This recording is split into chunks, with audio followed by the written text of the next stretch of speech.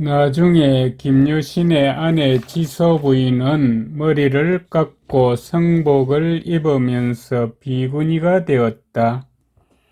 이때 신라 33대 성덕왕이 부인에게 말하였다.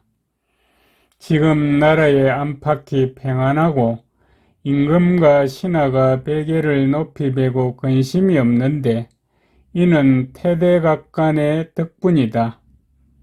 생각건대 부인은 그 집안을 잘 다스렸으며 경계하고 훈계함이 서로 어우러져 태대각간이 공을 이루는 것을 도운 공이 크다. 나는 그 언덕에 보답하고자 하는 마음이 하루라도 없었던 적이 없다. 남성의 벼 천석을 매년 주겠다.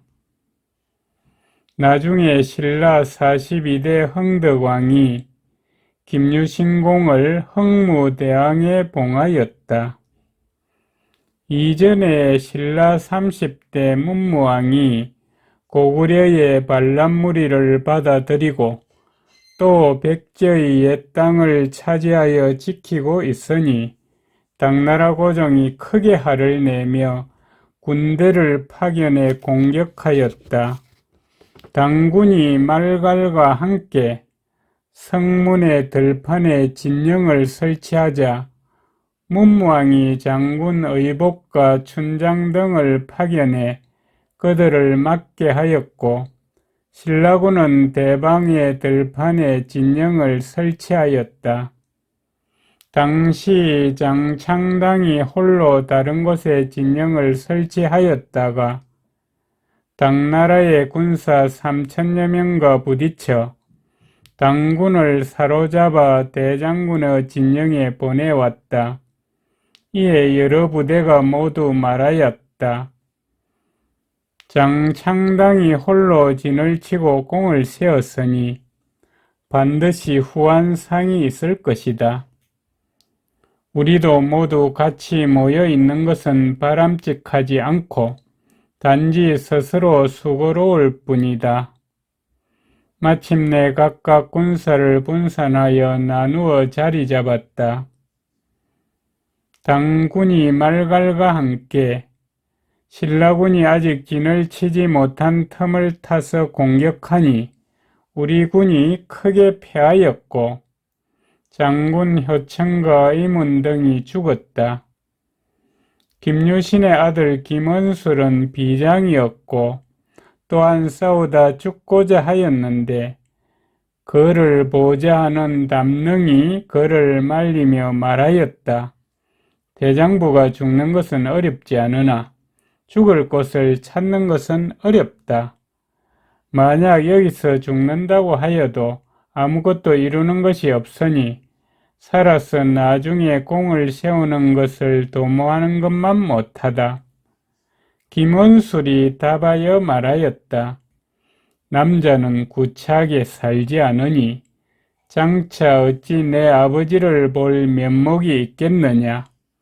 그리고는 곧말에 채찍질을 하여 달려 나가려 하였으나 담릉이 말고삐를 잡고 놓아주지 않았어 끝내 죽을 수 없었다. 김원술이 상장군을 따라 무의령을 나오니 당군이 그를 쫓아왔다. 거열주 대감 아지남 일길간이 상장군에게 말하였다. 공들은 힘을 다해 빨리 가라. 나는 나이가 이미 일흔이니 얼마나 더 살 수 있겠느냐. 지금이 바로 내가 죽을 날이다. 그러고는 곧 창을 비껴들고 적진으로 돌격하여 죽었다. 그 아들 또한 아버지를 따라가 죽었다. 성문 전투에서 달아난 대장군 등은 몰래 이동하여 서울에 들어왔다. 문무왕이 이에 대해 듣고 김유신에게 물었다. 군의 패배가 이와 같으니 어떻게 해야 하느냐? 김유신이 대답하여 말하였다. 당군의 계략은 헤아리기 어렵다. 마땅히 장수와 병사들로 하여금 각 요충지를 지키게 해야 한다. 다만 김원술은 왕명을 욕되게 했을 뿐 아니라 또 가운을 저버렸으니 목베어 죽여야 한다. 그러나 문무왕이 말하였다.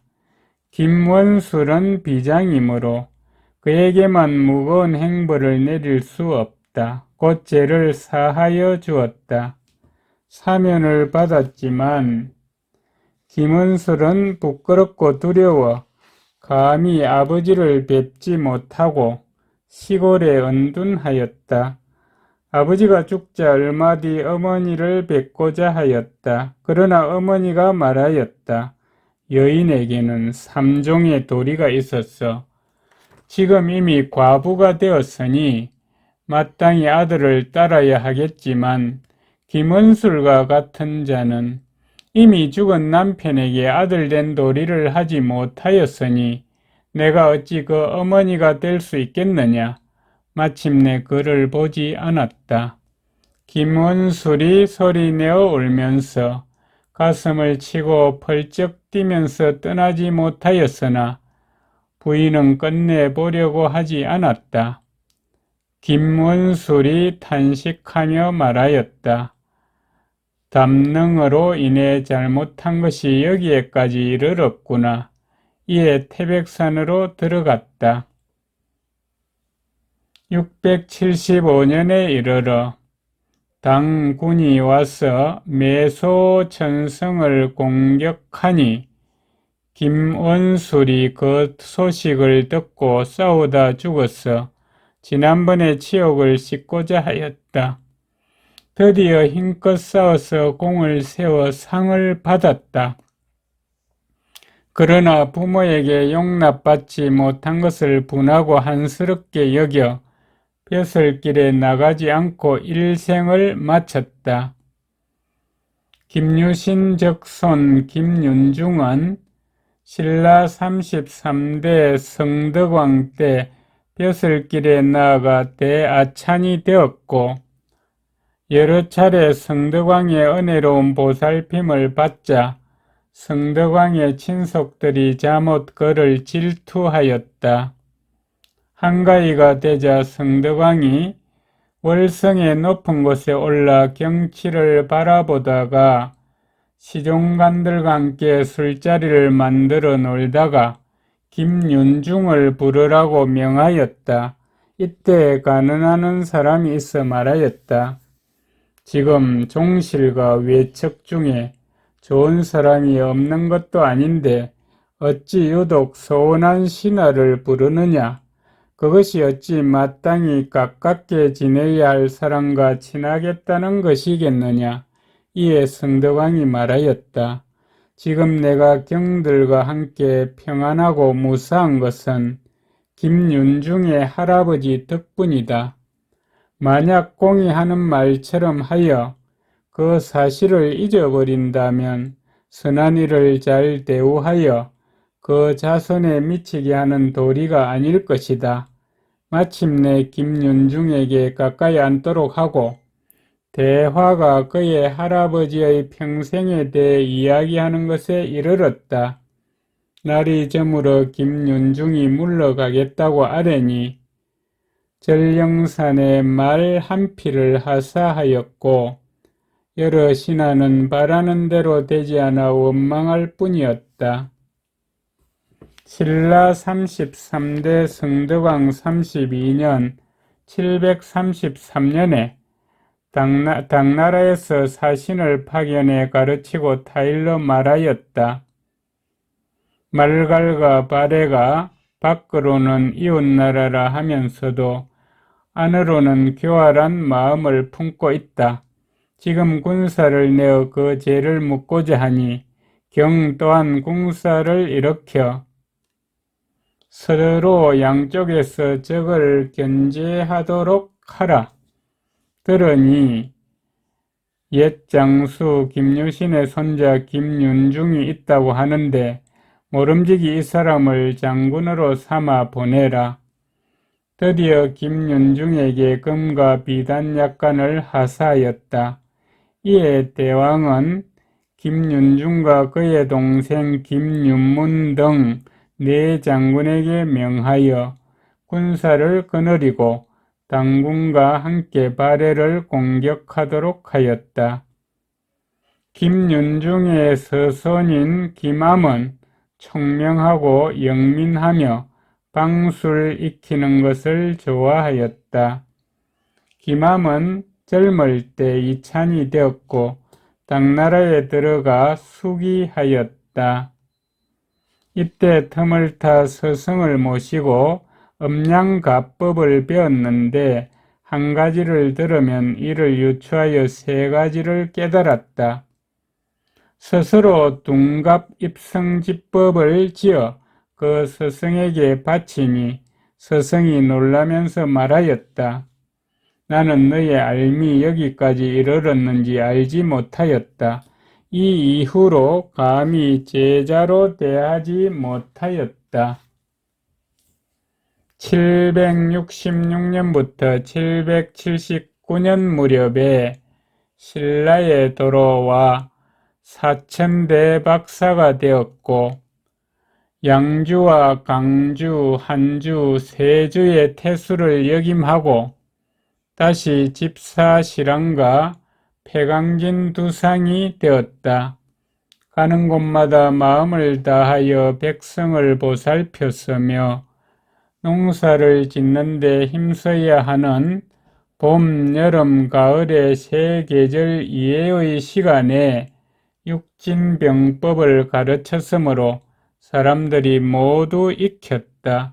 일찍이 메뚜기가 생겨 서쪽으로부터 폐강의 경계에 들어와 꿈틀거리는 모습이 들판을 덮으니 백성들이 걱정하고 두려워하였다.